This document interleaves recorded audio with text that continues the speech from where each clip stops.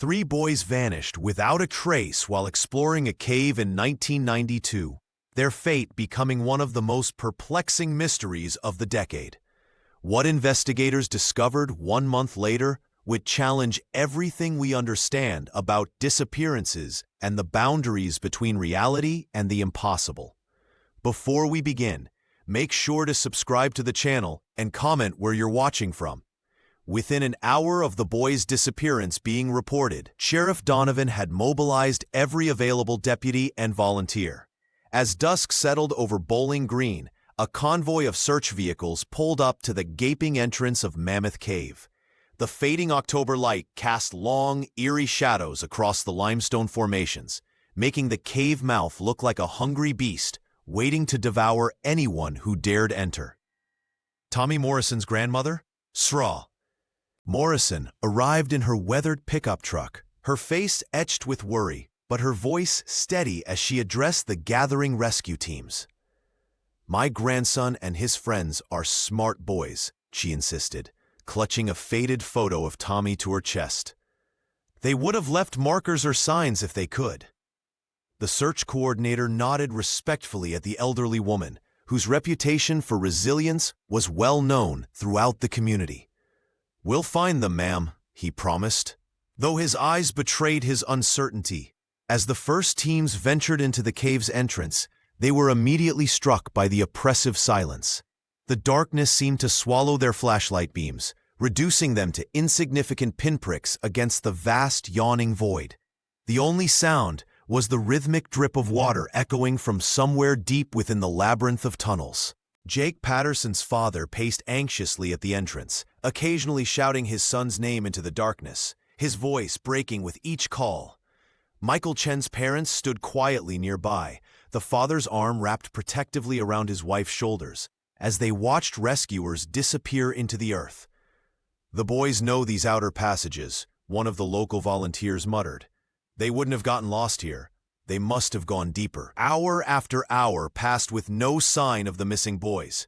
No footprints in the mud, no discarded wrappers from the snacks they'd packed, no response to the increasingly desperate calls of their names.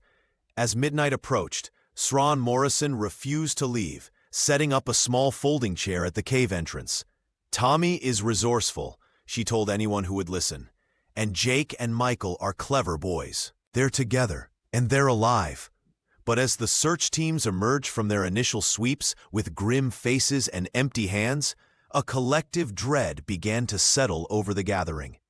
One elderly ranger pulled Sheriff Donovan aside, his voice low and ominous. "You know about the others, don't you?" he whispered. "The ones who went in and never came out, back in '67, and before that, in the '40s? The sheriff's face hardened. "That's just local superstition." "Is it?" the ranger challenged. "Then where are those boys?" As dawn approached with no trace of Tommy Morrison, Jake Patterson, or Michael Chen, the terrible question hung in the air.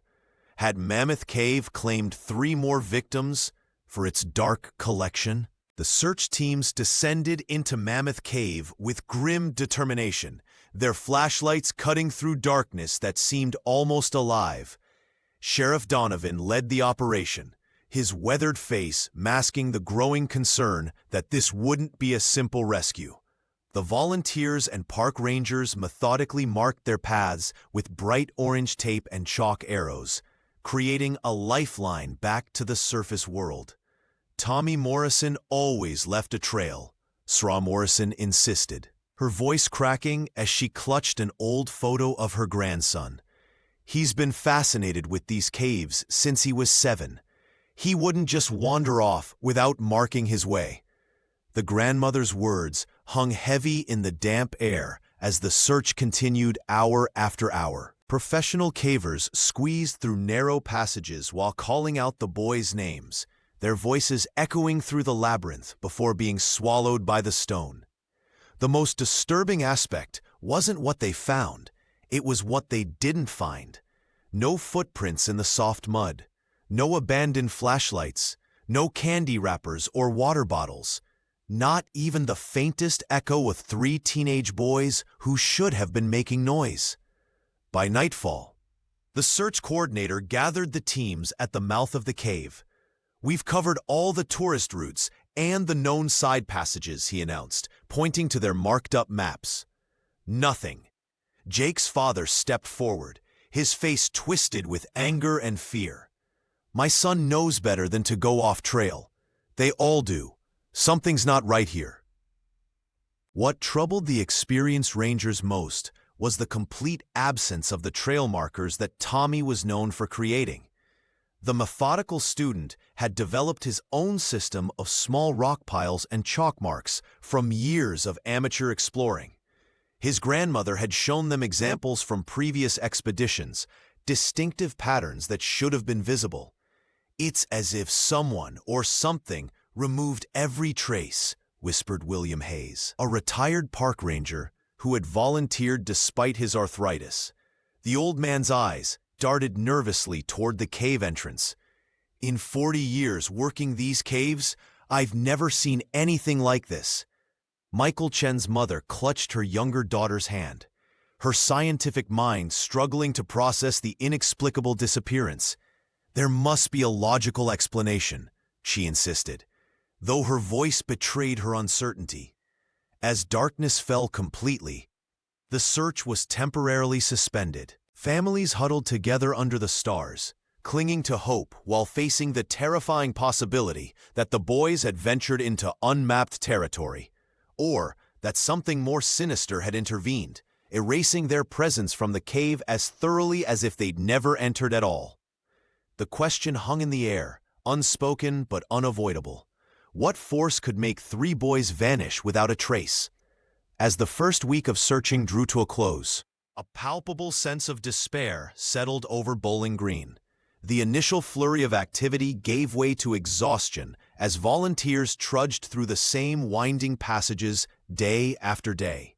Candlelight vigils sprang up across town, with neighbors gathering in hushed circles, their faces illuminated by flickering flames as they prayed for Tommy Morrison, Jake Patterson, and Michael Chen. The whispers began softly at first, murmurs about the cave's history of swallowing explorers whole, never to return them to the light.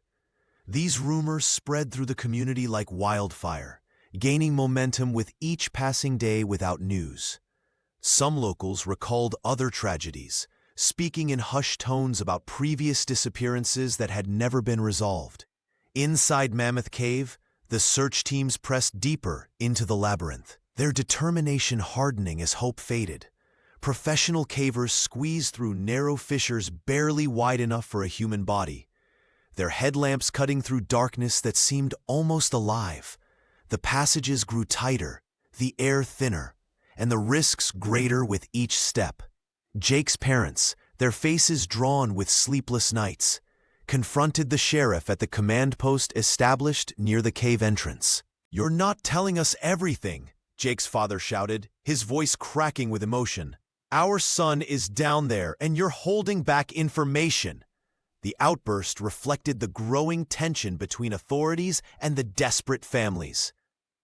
Meanwhile, Michael Chen's parents maintained a quiet vigil at the site, speaking softly to anyone who would listen about their son's methodical mind. "Michael would leave markers," his mother insisted, clutching a photo of her boy. "He's too smart to get lost. He would use logic to find his way." Her faith in her son's abilities remained unshaken, even as the search coordinator exchanged doubtful glances with his team.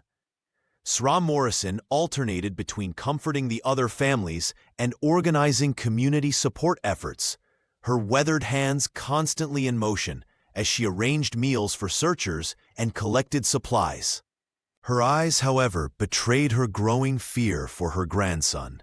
The cave itself seemed to resist their efforts, offering nothing but echoing silence and the constant, maddening drip of water from unseen stalactites.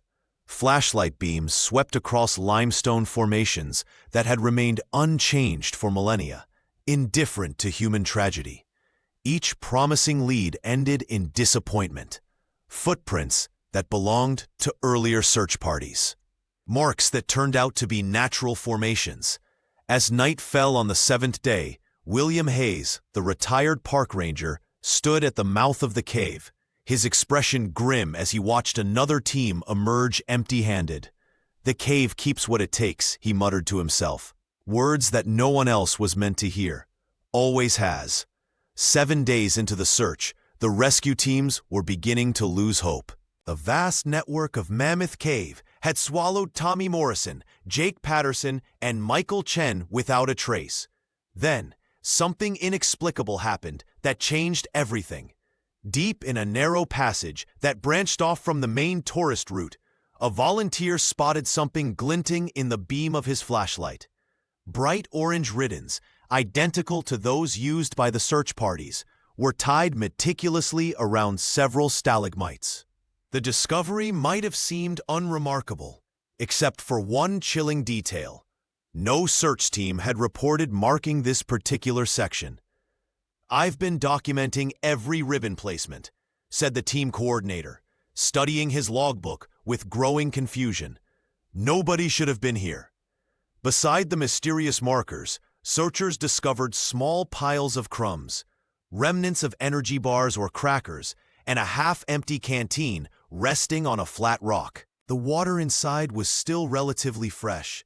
Sarad Morrison clutched her hands to her chest when she heard the news. "It's Tommy," she insisted, her voice trembling with renewed hope. "My grandson always leaves a trail. He's alive down there." Jake's parents responded with immediate suspicion, demanding to know if someone was interfering with the search. "Is this some kind of sick joke?" his father shouted at the sheriff, his frustration boiling over after days of agonizing uncertainty. The discovery split the rescue team into factions. Some believed it was evidence that at least one boy had survived and was being sustained by an unknown helper. Others feared someone was deliberately misleading them, perhaps to conceal the truth about what had happened to the children. "These ribbons are identical to ours," whispered a veteran caver, examining the material. "But look at how they're tied. It's different, more elaborate." William Hayes, who had joined the search despite his retirement, studied the knots with particular interest. The retired park ranger's expression darkened as he ran his fingers over the intricate bindings. "I've seen these before," he muttered, though he refused to elaborate when pressed. As night fell over Bowling Green, the search coordinators faced a difficult decision. The passages beyond the ribbons appeared increasingly unstable, with loose rocks and signs of recent collapses. Pressing deeper could endanger the rescue teams themselves. "We can't abandon them if there's a chance," argued Michael's mother, her eyes hollow from sleepless nights. "My son is down there. I know it." The team voted to continue, but with smaller, more experienced groups. As they prepared their equipment for the next day's expedition, no one voiced the question haunting them all. If the boys couldn't have tied those ribbons themselves, who or what was down there with them? A week into the search, something inexplicable occurred. Searchers found fresh ribbons tied to stalagmites, identical to those used by the rescue teams, but in places no one recalled visiting. Alongside them were small piles of crumbs and a half-empty canteen, suggesting that someone or something was sustaining a survivor. The discovery sent ripples of confusion through the exhausted search parties. Sheriff Daniels examined the ribbons with furrowed brows, turning them over in his weathered hands. "These weren't here yesterday," he muttered, exchanging troubled glances with his deputies. The bright fabric stood out against the cave's damp walls, perfectly knotted around limestone formations that had taken centuries to form. Sarah Morrison clutched her cardigan tighter when shown photographs of the findings. "It's Tommy," she whispered, eyes bright with renewed hope. "My grandson always saved half his lunch, always." The elderly woman had barely slept since the boy's disappearance, spending days at the cave entrance. Brewing coffee for searchers and refusing to leave until nightfall forced her home. The canteen puzzled investigators most. It wasn't standard-issue equipment from any of the search teams, nor did it match what the boys had reportedly carried. Water analysis revealed it contained minerals consistent with an underground spring, one not documented on any official Mammoth Cave survey. Michael's parents insisted their son was resourceful enough to find water, while Jake's father demanded to know why searchers hadn't explored these areas earlier.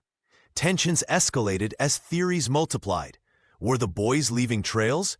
Had someone else found them? Or was something more sinister at play? Some volunteers whispered about the cave's history of unexplained phenomena. William Hayes, listening silently from the periphery, seemed unsurprised by the discoveries, his weathered face betraying knowledge he wasn't yet ready to share. By evening, the search coordinator faced an impossible decision. The ribbons led deeper into unstable passages, areas marked dangerous on official maps. Following them meant risking more lives, but ignoring them might abandon 3 children to darkness. "We go in," he finally announced, selecting 6 experienced cavers for the mission. "But we document everything. No solo exploration, no deviations from protocol." As the specialized team prepared their equipment, Sarah Morrison pressed something into the lead rescuer's hand, a small wooden figure Tommy had carved last summer. "When you find him," she said with quiet certainty, "give him this. Tell him I never stopped believing." These findings reignited hope and suspicion in equal measure. Could one of the boys still be alive? Or was someone toying with the searchers? Tensions within the rescue team ran high as they debated whether to press deeper into the increasingly unstable passages. On the 30th day of the search, when hope had dwindled to a flicker, the impossible happened. A team of exhausted volunteers stumbled upon Tommy Morrison, curled up in a small limestone alcove, a section of the cave they had thoroughly searched not once, but twice before. The boy was disoriented and filthy, his clothes tattered, but remarkably, he showed no signs of serious physical injury or malnourishment. "I've only been gone for 3 days, Tommy insisted, as rescuers wrapped him in thermal blankets. His voice trembled, eyes darting nervously around the cavern as if expecting someone, or something, to emerge from the shadows. The search team exchanged confused glances. They knew with absolute certainty that 30 days had passed since the boys had vanished. News of Tommy's miraculous recovery spread through Bowling Green like wildfire.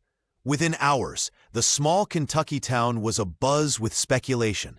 Television crews descended on the community center where Shreya Morrison clutched her grandson's hand, tears streaming down her weathered face.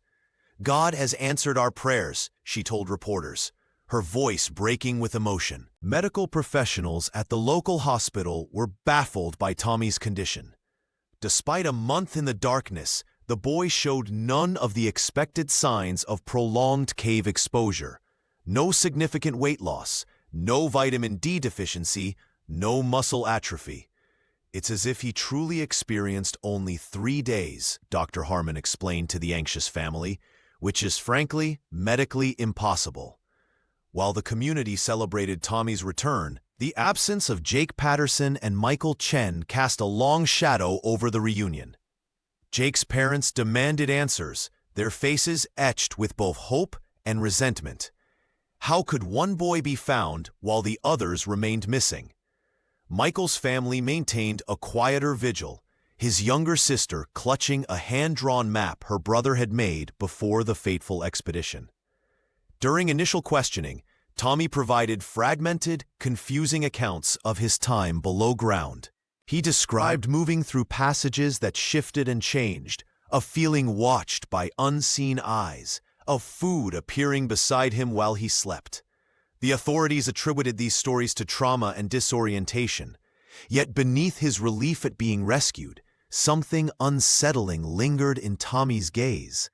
A haunted, faraway look that made even his grandmother uneasy.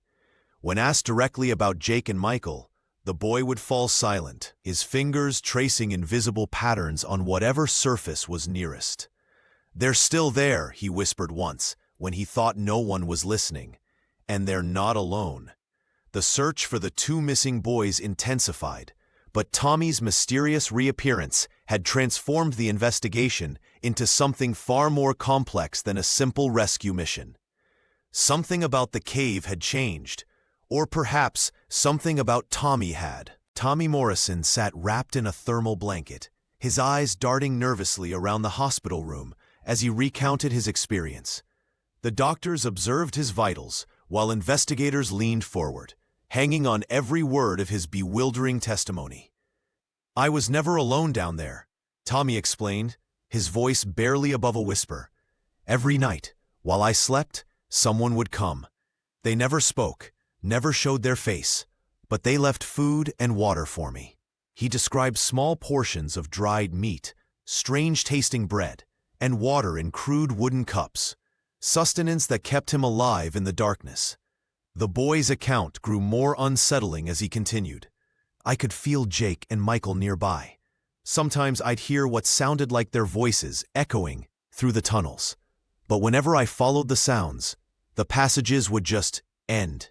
His hands trembled as he demonstrated how walls seemed to materialize before him, blocking his path whenever he got close to his friends. Dr. Harriet Wilkins, the lead physician, exchanged skeptical glances with Sheriff Donovan. Medical professionals attributed Tommy's story to extreme stress, sensory deprivation, and the psychological impact of isolation. They diagnosed him with acute stress disorder, noting that hallucinations were common in such traumatic circumstances. "The mind creates companions when faced with overwhelming solitude," Dr. Wilkins explained to the investigators, "and the caretaker is likely a manifestation of his survival instinct, a way for his subconscious to rationalize finding food and water." But Shram Morrison refused to accept these clinical explanations. The elderly woman sat beside her grandson, clutching his hand while fiercely defending his account to anyone who would listen. "My boy isn't making this up," she insisted, her weathered face set with determination. "There are things in those caves older than this town, older than this country, things that have been watching and waiting." The grandmother reminded those present that local folklore had always warned about the mysterious depths of Mammoth Cave, stories passed down through generations about people who lived beneath the earth. While authorities documented Tommy's testimony as delusions, they couldn't explain the peculiar mud patterns on his clothing, unlike any soil composition found in the searched areas, or the unfamiliar fibers clinging to his jacket. Most puzzling was the small wooden token found in his pocket, carved with symbols that match nothing in archaeological records. As night fell, Tommy would wake screaming, insisting that the caretaker was coming for him, that Jake and Michael were calling his name. The medical staff increased his sedation, but Shram Morrison sat vigilant, whispering reassurances while secretly believing that something ancient and hidden had indeed intervened to bring her grandson back, and might still be holding his friends in the darkness below. Just as rescue teams prepared to launch a comprehensive search based on Tommy Morrison's testimony, nature intervened with cruel timing. A thunderous rumble echoed through Mammoth Cave, followed by an ominous cloud of dust billowing from the entrance. The southeastern passage, the very corridor where Tommy had been discovered, had collapsed completely, burying tons of limestone and sediment across the route.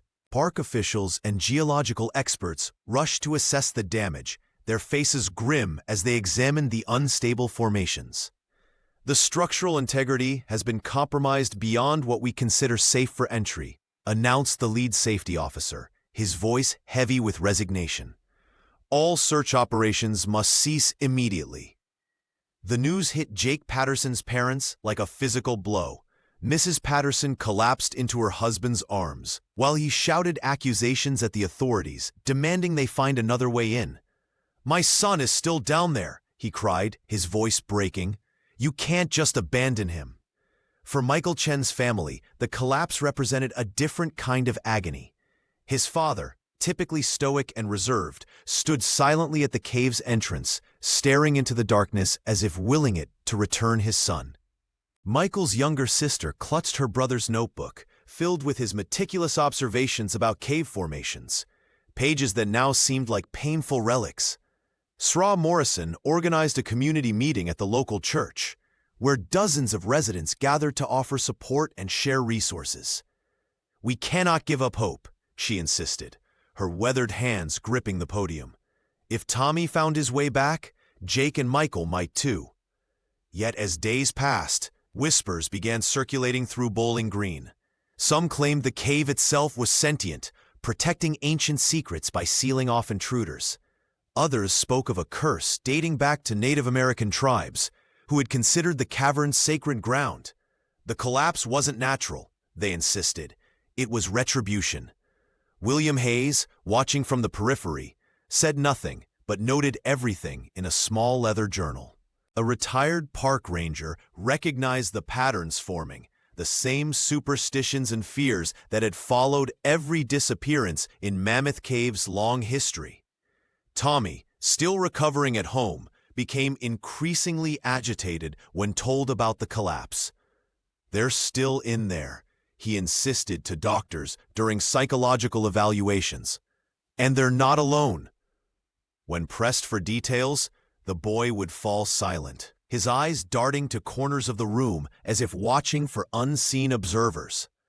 Local authorities attempted to maintain order by establishing a perimeter around the cave entrance, but trespassers continually slipped through, leaving offerings, food, flashlights, written messages at the mouth of the cave.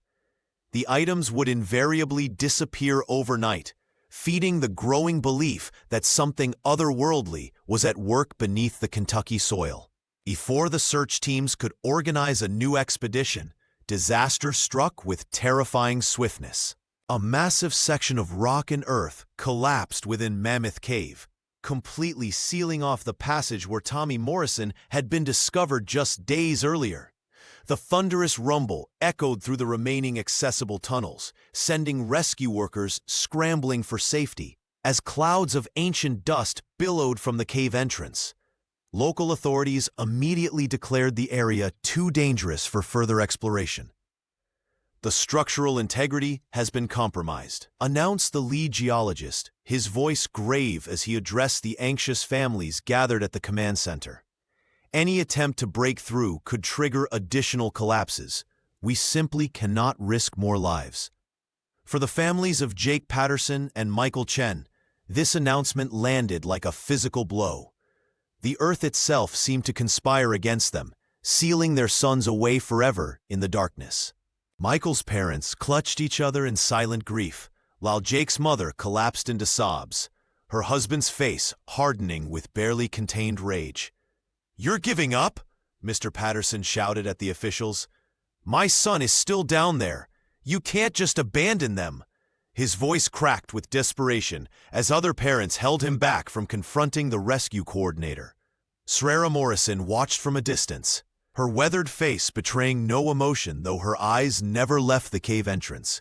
She alone had noticed something the others hadn't. The collapse had occurred precisely 24 hours after Tommy's rescue, almost to the minute. The timing felt deliberate, not coincidental. Engineers brought in specialized equipment to assess the damage, but their instruments yielded confusing results. The readings suggested the collapse extended far deeper than physically possible, creating an impenetrable barrier that defied conventional explanation. Some equipment simply malfunctioned when directed toward certain sections of the sealed passage.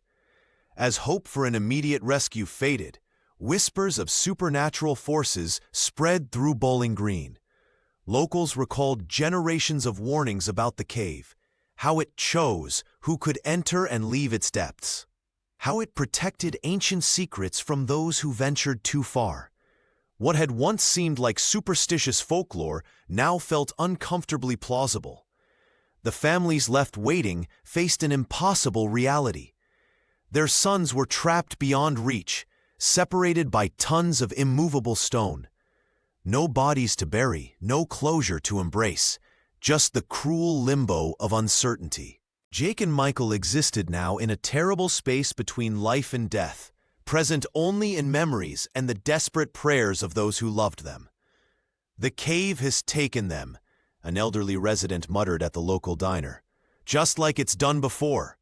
No one contradicted him.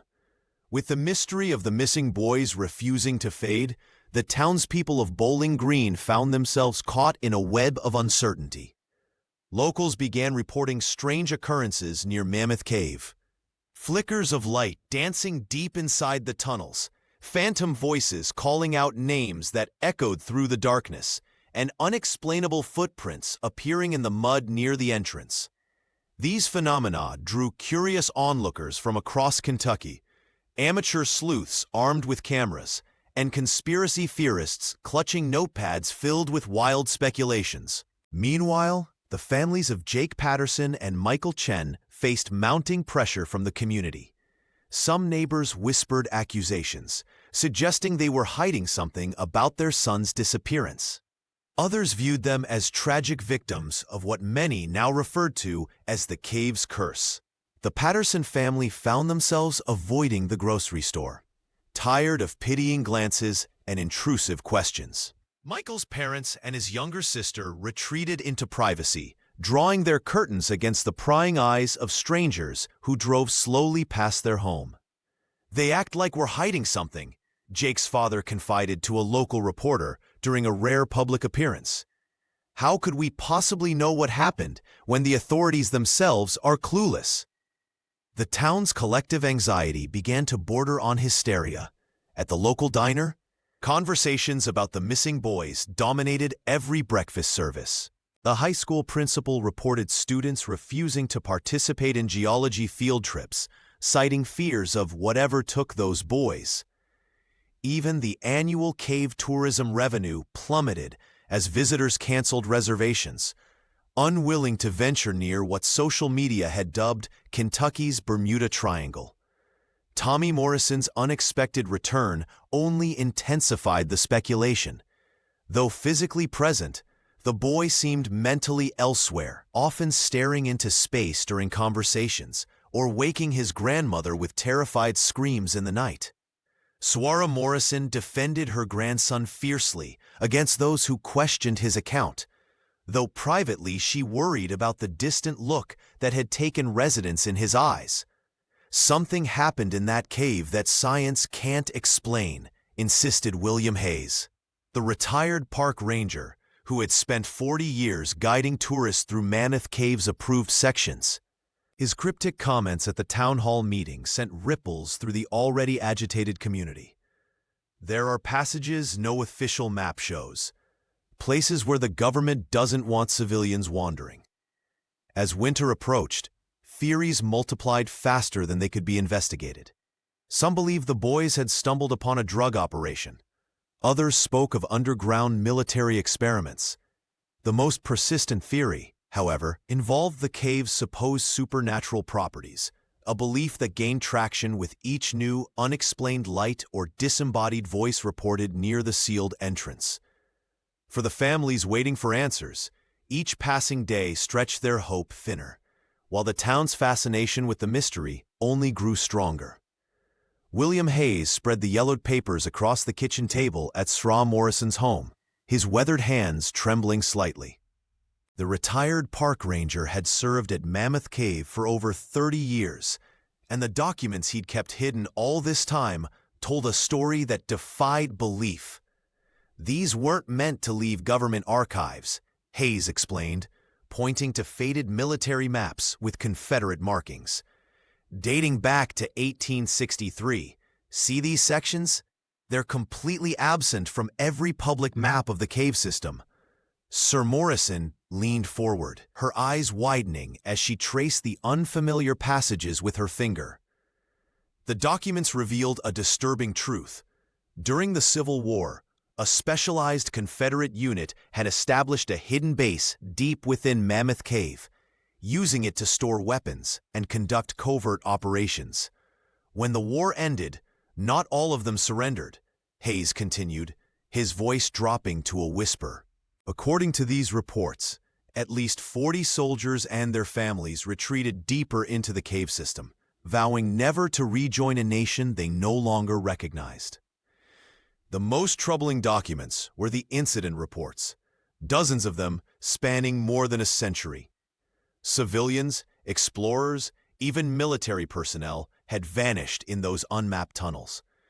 The government had systematically covered up each disappearance, attributing them to accidents or desertion. "They've known all along," Sreya Morrison whispered, thinking of her grandson Tommy. "They knew children could disappear down there." Hayes nodded grimly. The military sealed off those sections in the 1950s, claiming environmental concerns. But I've seen things in those tunnels. Evidence of habitation, tools that couldn't possibly be 100 years old. He produced a final document, a confidential memo from 1978, detailing an encounter with what officials called cave dwellers, who exhibited unusual physical adaptations to subterranean life. The report described pale skin, enhanced hearing, and an ability to navigate in near-total darkness. "You think these people, these descendants, took the boys?" "Sir," Morrison asked, her voice breaking. "I think they've been watching us for generations," the ranger replied. "Sometimes they take people, sometimes they return them." The implications were staggering.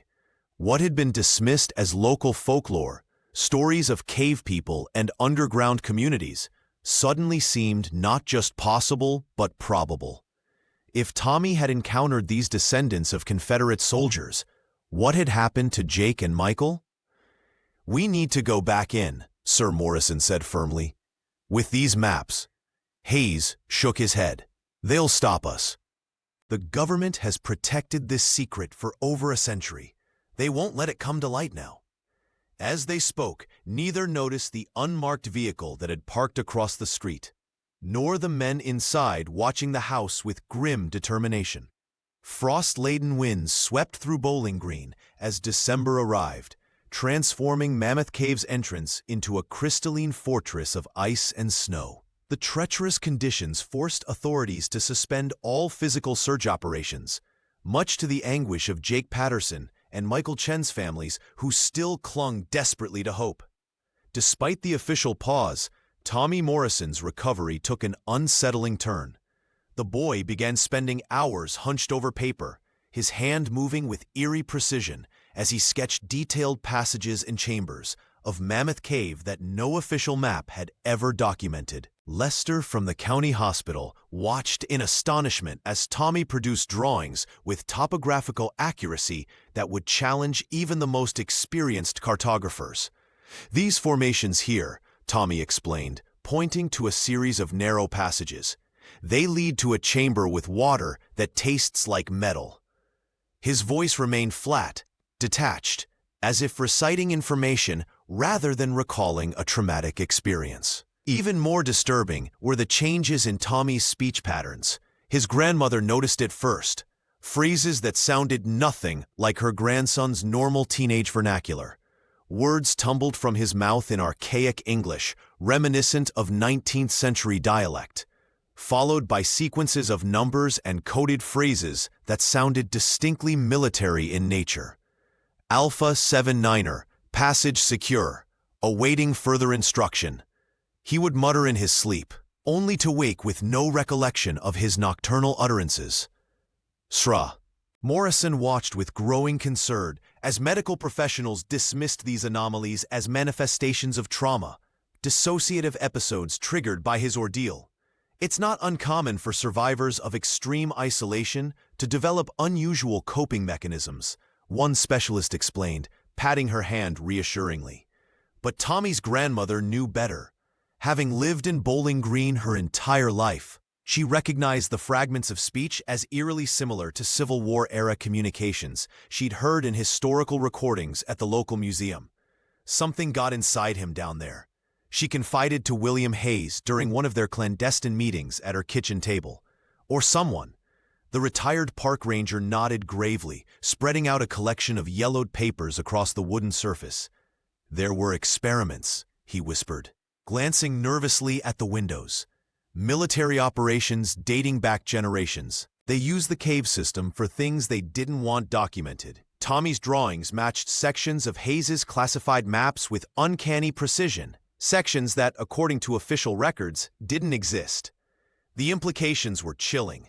Either Tommy had somehow accessed knowledge no 12-year-old boy could possibly possess, or something in those dark passages had imparted this information directly to him.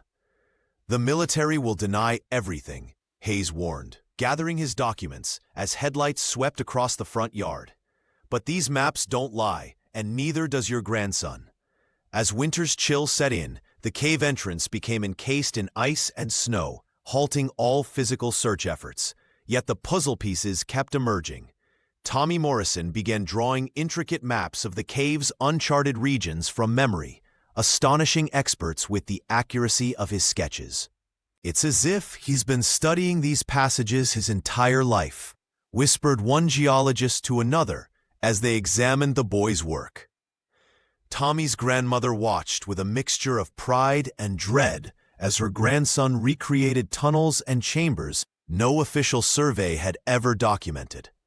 Even more disturbingly, he started speaking in dialects and languages he'd never studied, including fragments of archaic English and coded military jargon. His doctors called it a trauma response, but Sra Morrison saw it as something far stranger, a sign that Tommy had brought something back with him from the darkness. "He wakes up at night speaking words I've never heard," she confided to William Hayes during one of their clandestine meetings.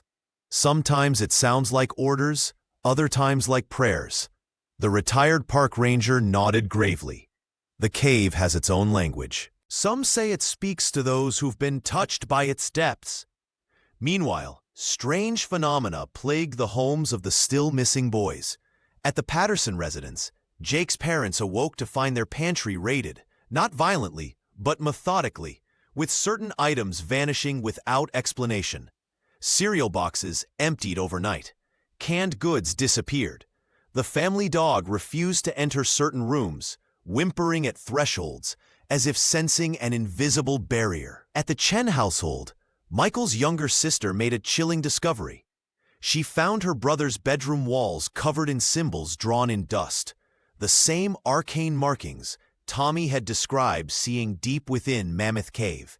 When she showed her parents, they frantically tried to photograph the evidence, only to find their devices malfunctioning whenever aimed at the mysterious glyphs. Most unsettling of all, both families reported glimpsing shadowy figures moving through their homes at night, tall, thin silhouettes that seemed to bend at impossible angles before vanishing into darkness. Michael's sister insisted she'd seen her brother watching her from the hallway, only to disappear when she called his name. When these incidents were reported to authorities, they were quickly dismissed. "Grief manifests in many ways," explained the police psychologist. "These are classic stress-induced hallucinations, common in cases of prolonged uncertainty." But the townsfolk of Bowling Green weren't so easily convinced. They'd lived in the shadow of Mammoth Cave long enough to know that some mysteries defied rational explanation. As one elderly resident put it at the town meeting, "Those boys found something down there, or something found them, and now it's finding its way up here." The first rays of spring sunshine melted away the last stubborn patches of snow around Mammoth Cave's entrance. Detective Marcus Holloway stood at the mouth of the cave, coffee in hand, when he noticed something peculiar in the softened earth.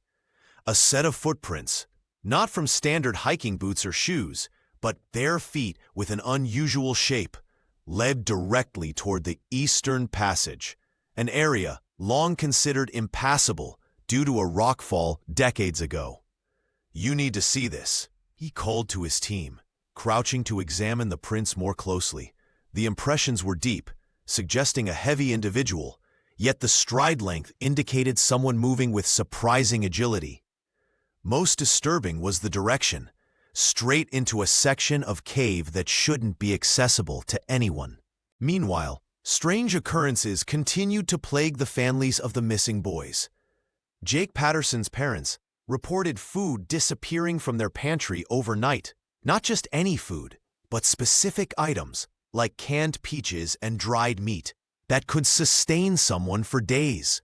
Michael Chen's family found peculiar symbols drawn in the dust that had settled on their windowsills, identical to those discovered on the hand-drawn map found in the cave.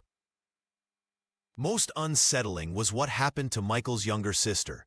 She woke one night to find her brother sitting at his desk, frantically sketching by moonlight. When she approached, Michael turned with vacant eyes, his hands covered in graphite as he produced perfect replicas of the strange markings from the cave walls.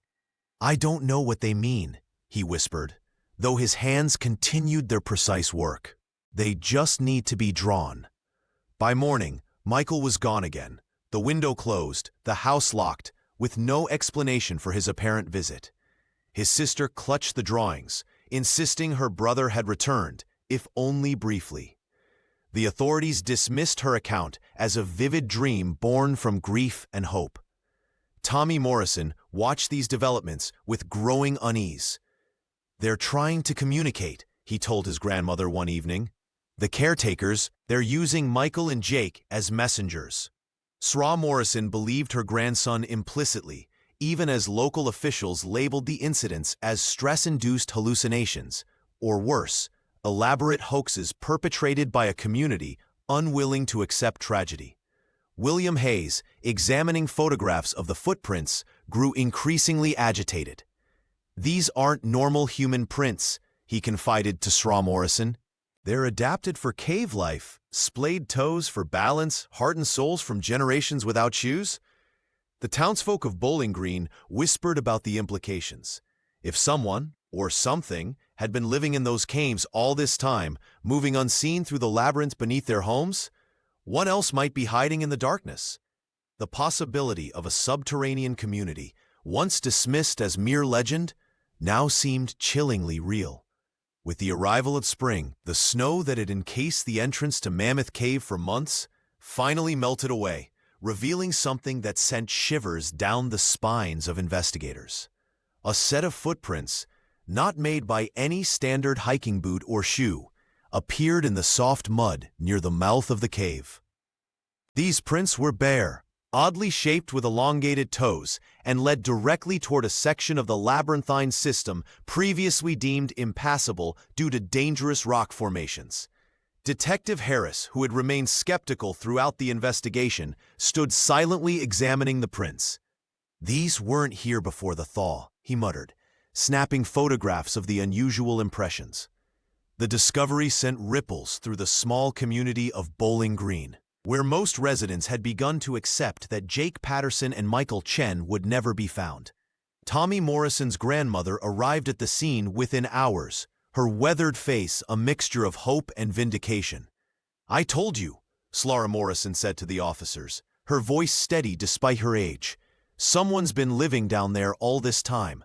Someone who took my grandson and his friends." The local authorities attempted to cordon off the area, but word spread quickly. Curious onlookers gathered at the perimeter, whispering theories that had once seemed outlandish, but now carried an uncomfortable weight of possibility. Could there truly be people, or something else, dwelling in the darkness beneath their feet? Experts were called in to analyze the footprints. "These prints suggest adaptation to cave life," explained Dr. Eliza Winters, an anthropologist from the State University. "The splayed toes, the calloused impressions, these belong to someone who navigates rocky terrain without footwear, possibly for years." This revelation transformed what had been dismissed as local folklore into a chilling potential reality. The possibility of a subterranean community, descendants of those who had ventured into the cave and never returned, suddenly seemed plausible. Tommy's accounts of a caretaker who had provided him with sustenance during his disappearance took on new significance.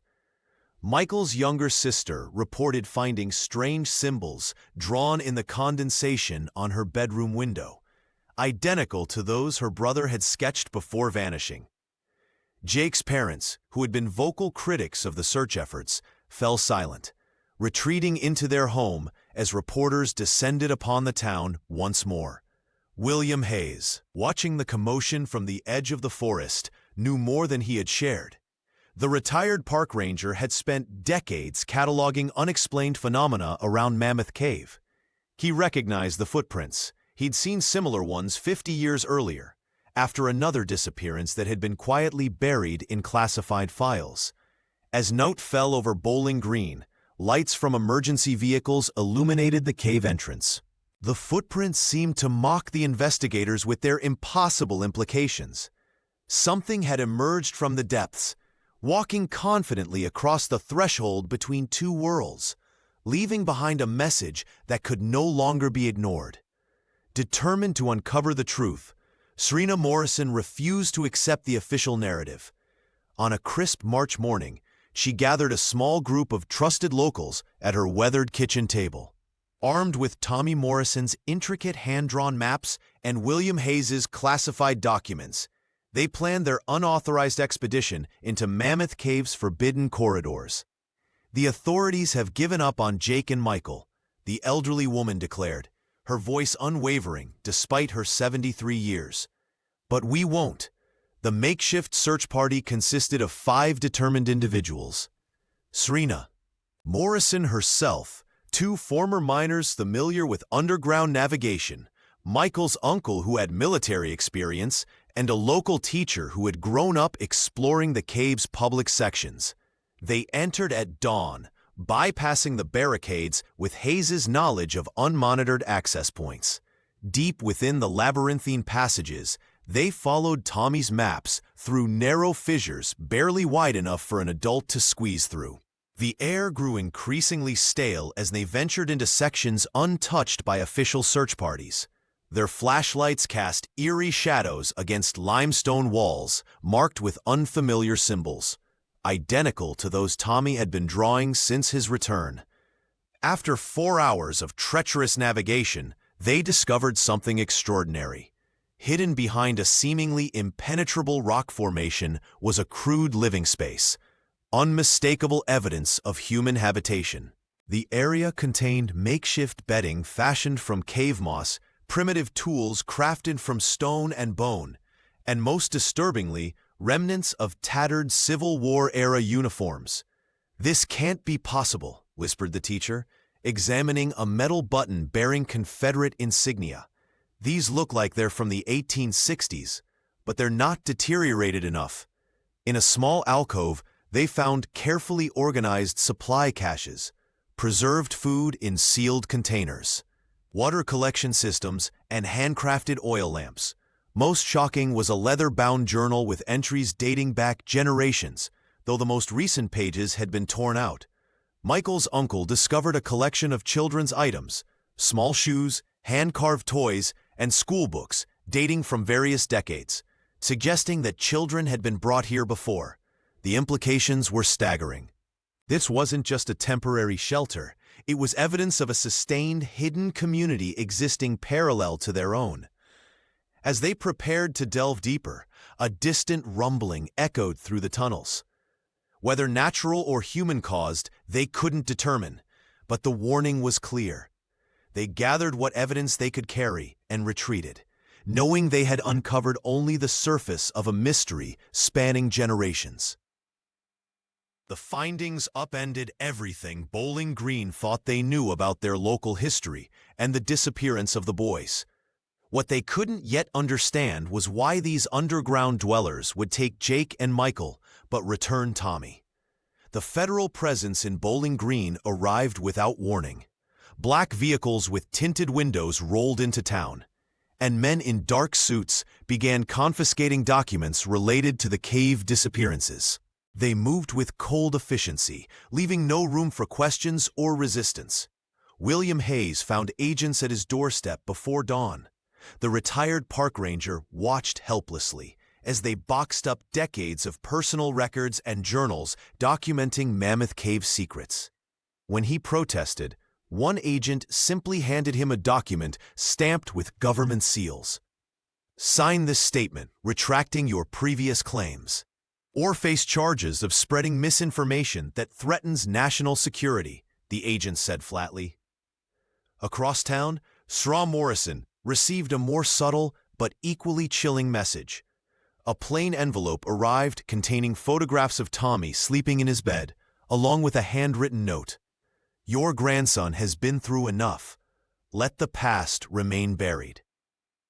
The community that had rallied around the search now found itself divided and intimidated. Some neighbors who had volunteered tirelessly suddenly claimed pressing business elsewhere. Others whispered that perhaps the government intervention meant there was something truly dangerous beneath their feet, something best left undisturbed. Tommy's grandmother refused to be silenced. She gathered a small group of trusted allies in her cellar, away from prying eyes and listening devices. "They're hiding something that belongs to our history, our town," she insisted, her voice steady despite her trembling hands.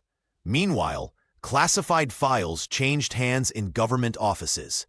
Reports mentioned anomalous subterranean inhabitants and strategic underground resources. One document, briefly glimpsed by a sympathetic local official before being sealed, referenced Operation Limestone, a decades-long monitoring program of Mammoth Cave's deepest regions. The parents of Jake Patterson and Michael Chen faced the cruelest treatment. Federal agents suggested their sons had been involved in prohibited activities within the cave system, implying the boys themselves were somehow responsible for their fate. This calculated cruelty drove a wedge between the families and potential allies. Yet the truth continued to spread underground, much like the cave system itself. Anonymous packages containing photocopied military records appeared at local newspaper offices. Veterans recognized Civil War-era codes in some of the symbols Tommy had drawn. The town's Historical Society reported break-ins where nothing was stolen, but archives had been carefully examined. William Hayes, despite the pressure, arranged one final meeting with Sraw Morrison. His face had aged years in mere days, but his eyes burned with determination to share what he knew before it was too late. The federal agents might control the official narrative, but Hayes understood that some truths were too profound to remain buried forever, just like the secrets that had dwelled beneath Bowling Green for over a century. Tommy Morrison's return to the world above ground proved far more challenging than anyone had anticipated. The physical scars, the strange marks on his palms, the permanent chill that seemed to emanate from his skin were merely outward manifestations of deeper wounds. In the months following his rescue, the boy struggled to reconcile the person he had been with whoever he had become. "I can still hear them," he confided to his grandmother one night, his voice barely above a whisper. "Jake and Michael, they're not gone. They're just somewhere else." Ciara Morrison watched her grandson with a mixture of relief and concern. She believed him completely, even as the rest of Bowling Green seemed determined to either canonize or condemn him. Some neighbors brought casseroles and called his return a miracle. Others crossed the street when they saw him coming, whispering about curses and contamination. At school, Tommy found himself isolated. Former friends kept their distance, unnerved by his 1,000-yard stare and the way he sometimes paused mid-conversation, cocking his head as though listening to voices only he could hear. The teachers treated him with kid gloves, excusing his absences and overlooking his increasingly erratic behavior. Only in his bedroom, surrounded by maps and drawings, did Tommy find any peace. Night after night, he meticulously documented every tunnel, every chamber, every hidden passage of Mammoth Cave from memory. His grandmother would find him asleep at his desk, pencil still clutched in his hand, surrounded by intricate renderings that experts later claimed were impossibly accurate. "The caretakers showed me things," he explained to William Hayes during one of their clandestine meetings.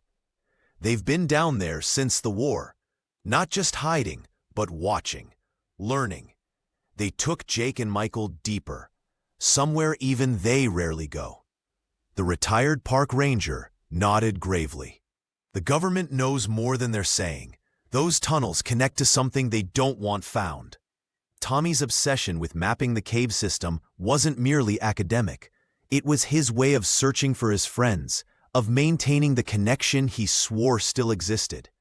Sometimes, in the dead of night, he would wake to find strange symbols drawn on his maps, additions he had no memory of making. "They're trying to tell me something," he insisted when his grandmother discovered him preparing to return to the cave entrance one rainy evening. "I need to understand what they want." From Morrison had gently taken the flashlight from his hands. "Not alone," she'd said firmly. "Never alone again." The boy who emerged from Mammoth Cave was not the same one who had entered it, and Bowling Green would never look at the darkness beneath their feet the same way again. Before we begin, make sure to subscribe to the channel and comment where you're watching from. Months after his return, Tommy Morrison found himself trapped in a different kind of darkness. The physical scars on his hands and knees had healed, but the psychological wounds remained raw and exposed. Nightmares plagued his sleep, visions of endless tunnels and whispered voices just beyond his reach. During waking hours, he'd sometimes freeze mid-sentence, his eyes fixed on empty spaces, as if seeing something no one else could. The boy who had once been known for his methodical nature and curiosity now carried a haunted detachment that his classmates couldn't understand. They'd crowd around him in the school cafeteria, hungry for tales of his underground ordeal. But Tommy would offer only fragments, his voice trailing off into uncomfortable silence. "I can still hear them sometimes," he confided to his grandmother one evening. "Jake and Michael, they're trying to tell me something." Sierra Morrison would simply hold her grandson's hand, believing every word while the rest of the world dismissed his experiences as trauma-induced delusions. The community's response to Tommy's return was equally fractured. Some treated him as a living miracle, stopping him on the street to touch his shoulder or offer prayers of thanks. Others crossed to the opposite sidewalk, whispering that anyone who survived the cave's darkness must have made unholy bargains. The local newspaper published a feature titled "The Boy Who Came Back," painting his survival as inspirational while carefully avoiding the more troubling aspects of his testimony. Tommy found unexpected solace in cartography. His bedroom walls became covered with intricate maps of Mammoth Cave, both the official passages and the hidden corridors he'd experienced.